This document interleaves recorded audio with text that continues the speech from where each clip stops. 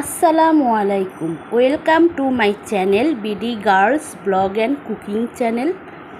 আশা করি সবাই ভালো আছেন। আমরাও আলহামদুলিল্লাহ সবাই ভালো আছি।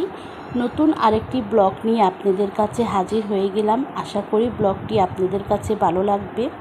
সবার কাছে অনুরোধ থাকবে আমার ভিডিওটি সম্পূর্ণ দেখার জন্য। গত পর্বে আমি বলেছিলাম বাসায় মেহমান আসবে কয়েকদিনের জন্য, তো ওনারা চলে এসেছে গতকাল রাতে। ফুফা ফুফি কাজিন সবাই চলে এসেছে। তো আজকে যা যা রান্না করলাম তা আপনাদের সাথে শেয়ার করলাম। আশা করি আপনাদের কাছে ভিডিওটি ভালো লাগবে।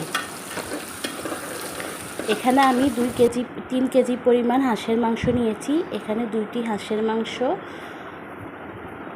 মাংসগুলো পরিষ্কার করে ভালো করে ধুয়ে নিয়েছি। আগে থেকেই কেটে রেখেছিলাম। কড়াইয়ে এখন পরিমাণ মতো আমি পেঁয়াজ কুচি দিয়ে রান্নার তেল দিয়ে দিলাম। পেঁয়াজগুলো যখন হালকা ভাজা হয়ে গেল তখন আদা রসুন দিয়ে দিলাম।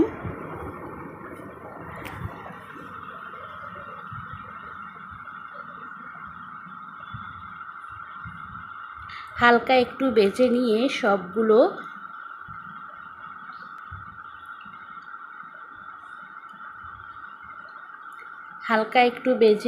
সবগুলো গুঁড়ো মশলা দিয়ে দিলাম।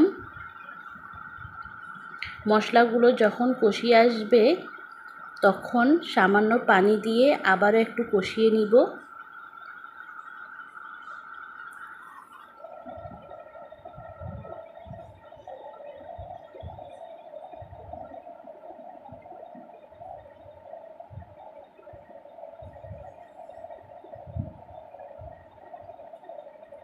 দিয়ে দিলাম পরিমাণ মতো লবণ।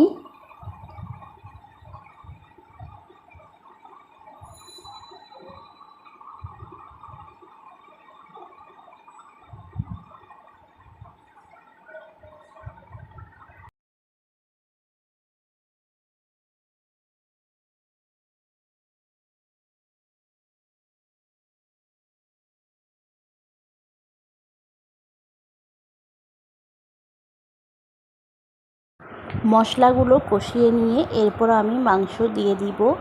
মাংসগুলো ভালোভাবে মশলার সাথে মিশিয়ে আমি ডেকে চুলোর আঁচটা মিডিয়াম আঁচে রেখে দিব।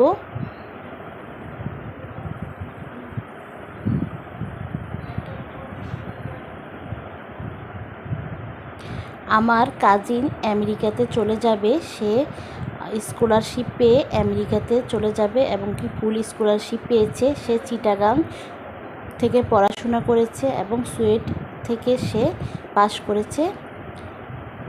তো ও এই উদ্দেশ্যে তাদের ঢাকায় আসা।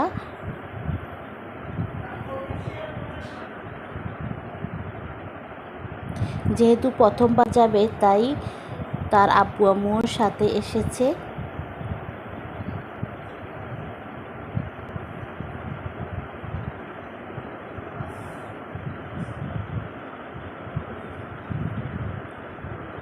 আমার ভিডিও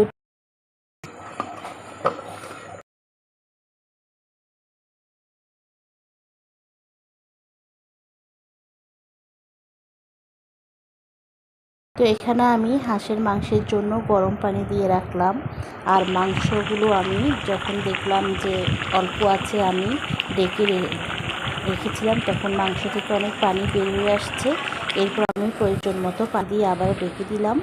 মাংসগুলো যখন একদম 90% হয়ে গেল তখন এখানে আমি কিছু গরম মশলা দিলাম। এখানে এলাচ, গোলমরিচ, তেজপাতা, জয়ফল গুঁড়ো করা এবং গরম মশলা দিয়ে দিলাম। আপনাদের সুবিধাগুলো দিয়ে অল্প আছে আরও কিছুক্ষণ রান্না করলাম। এতে করে মাংসের স্বাদটা অনেক বেড়ে যায়।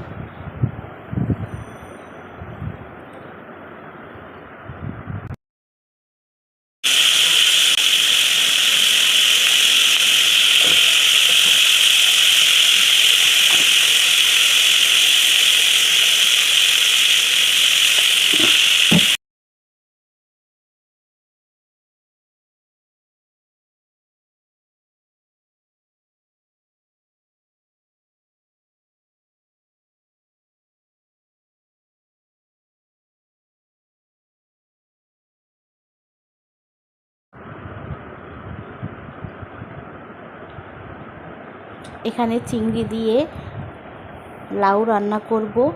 প্রতিদিন চাইলেও ভিডিও দিতে পারি না সময়ের অভাবে, তারপরও চেষ্টা করি সপ্তাহে কিংবা 10 দিন পর করে একটি ভিডিও দিতে।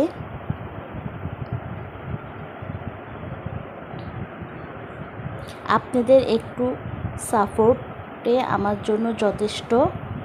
আপনাদের কাছে অনুরোধ থাকবে, যদি আমার ভিডিওগুলো ভালো লেগে থাকে তাহলে লাইক করবেন, কমেন্ট করবেন এবং শেয়ার করবেন।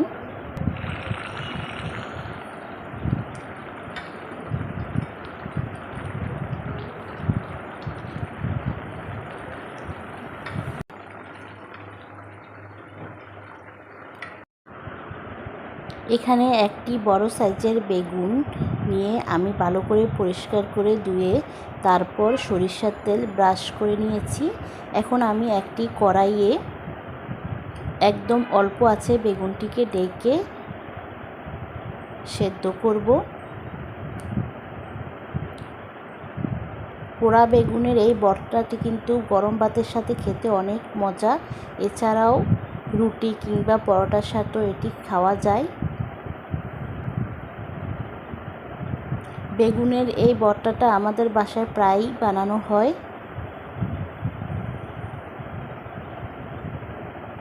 তবে বেগুনের ভর্তাটি করার সময় খেয়াল রাখতে হবে যেন ভিতরে ভালো করে সেদ্ধ হয় বেগুনটি, এবং চুলোর আঁচটি অল্প করে রেখে সেটা একটু পরপর নেড়ে দিতে হবে যেন প্রত্যেকটি সাইড ভালো করে হয়, সেদ্ধ হয়ে যায়।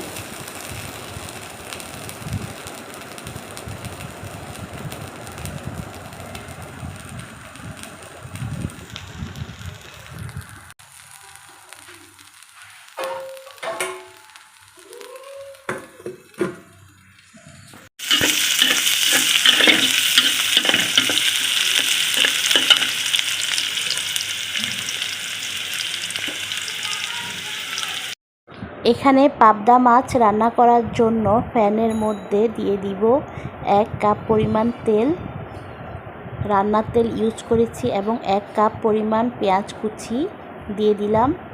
এরপর শুকনো মশলা দিয়ে দিলাম, হলুদের গুঁড়ো, মরিচের গুঁড়ো, ধনিয়া গুঁড়ো দিয়ে দিলাম। মশলাগুলো দেওয়ার পর এরপর অল্প পরিমাণ পানি দিয়ে দিলাম, সাথে দিয়ে দিলাম রসুন বাটা 1 টেবিল চামচ। মশলাগুলোকে 1 থেকে 2 মিনিট কষিয়ে নেওয়ার পর এখন দিয়ে দিব টমেটো এবং পানি দিয়ে দিব।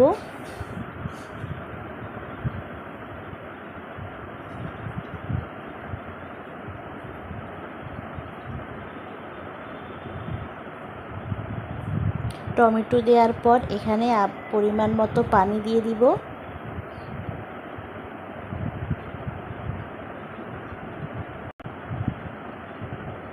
মশলাগুলোকে ভালোভাবে মিশিয়ে নিব।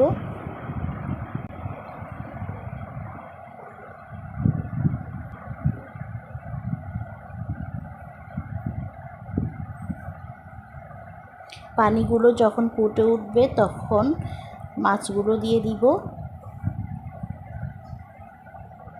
এখন লবণ দিয়ে দিলাম পরিমাণ মতো। এখন ডেকে রান্না করব। এদিকে বেগুন সেদ্ধ হয়ে যাওয়ার পর যখন ঠান্ডা হলো তখন এখানে আমি পেঁয়াজ কুচি নিয়ে নিলাম, সরিষার তেল, শুকনো মরিচ টেলে নিলাম, আর ধনিয়া পাতা কুচি করে নিলাম। আর এখন বেগুনের খোসাটা ছাড়িয়ে নিচ্ছি। ফার্স্টে সবগুলো উপকরণ পেঁয়াজ কুচি, ধনিয়া পাতা, শুকনো মরিচগুলো ভালোভাবে হাত দিয়ে মেখে এরপর বেগুনটি মেখে ভর্তাটি তৈরি করব। তো এই তো দুপুরের আয়োজনে এই ছিল আজকে রান্না বান্না। লাউ রান্না করলাম চিংড়ি মাছ দিয়ে।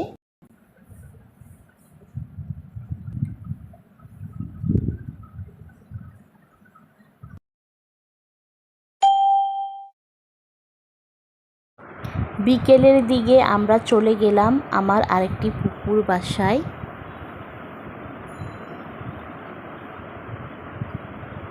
এভাবেই কেটে গেল সারাটা দিন। আজ এখানেই শেষ করলাম। সবাই ভালো থাকবেন, সুস্থ থাকবেন। নতুন আরেকটি ভিডিও নিয়ে আবারও আপনাদের সামনে চলে আসব। আল্লাহ হাফেজ।